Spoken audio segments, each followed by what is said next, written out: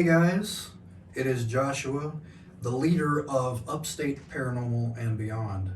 I know it's been quite some time since we've actually managed to get around to doing something like this.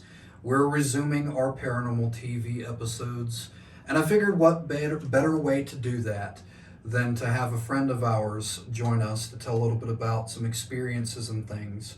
We have Trevor here with us today. He's going to tell us some things. Let's start off by introducing yourself. Tell them a little bit about you.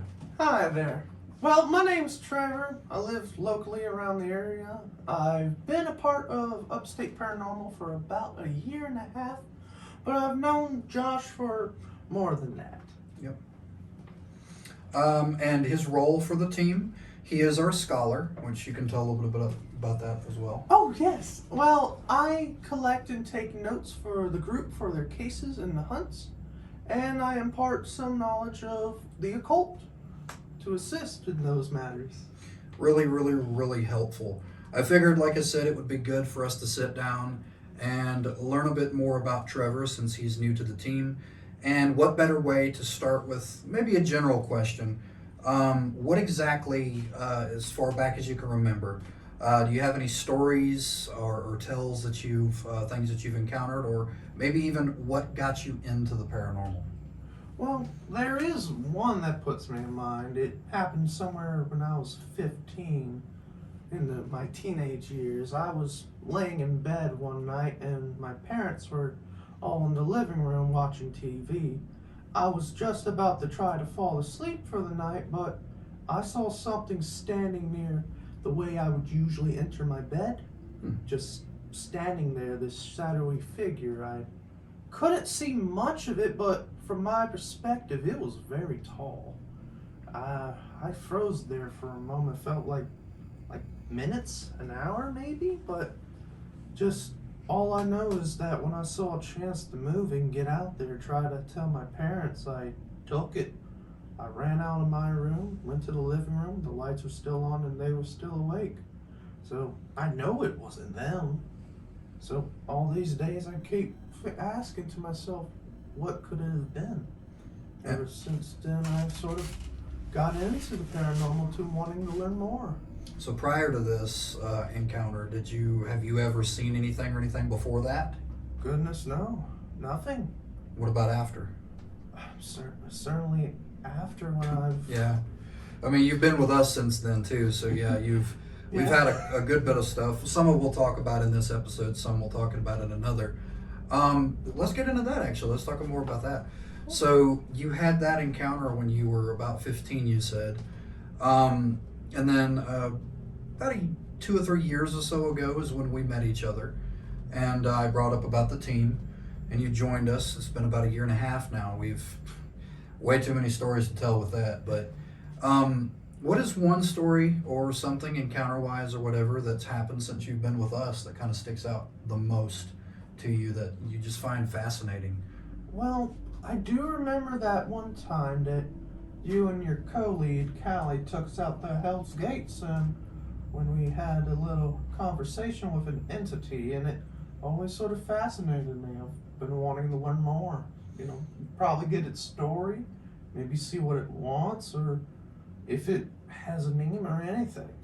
And as you guys know, we've mentioned in another one of our episodes before, there is a Hell's Gate possession video you can check out here on our channel.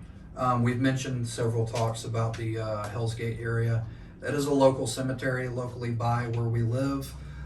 It is one of the most haunted cemeteries in our area, originally actually known as Oakwood Cemetery.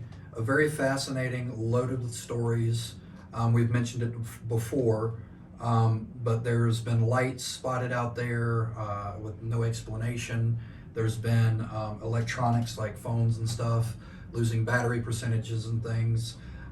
We've recently taken Trevor as one of our newest members to that location, and we've had all kinds of things happen since we've been there. Is there anything that you would share with people about the demonologist stuff or the occult? Maybe tips for anybody that wants to try and research or look into that. Maybe a place to start with what kind of book to look into? Well, there are many sources out there. I've personally never taken a formal class, but have delved into several texts of such. There are many books. One of them is a handbook of kinds for those who practice a religion centered about those entities by the name of S. Connolly, called the Demonologist's Hand Guide, or Handbook, as you say, or Goetia for those who are unfamiliar with the term, may be familiar with the work of Solomon, the supposed king who was enslaved demons. I'm sure a lot of these books they could also probably find on Amazon, correct? Yes, actually, several of the works are on Amazon. Decently priced, I would imagine, so therefore they're not too much pricey price range. Goodness knows. But that's definitely a good place for anyone that's interested in that to start. Me and the team co-lead does know that there are some online classes that specialize in teaching you more about demonology and all that kind of stuff as well. That could be something to look into as well, if you're interested in that kind of stuff.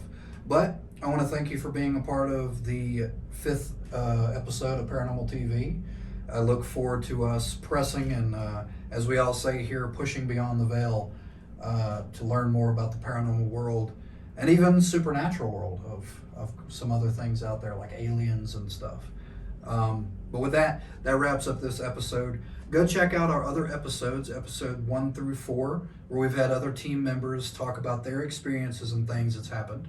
And join us in the next episode where we have another new member of our team join us and talk a little bit about his experiences as well. I've been the team lead, Joshua, and we hope to see you in the veil.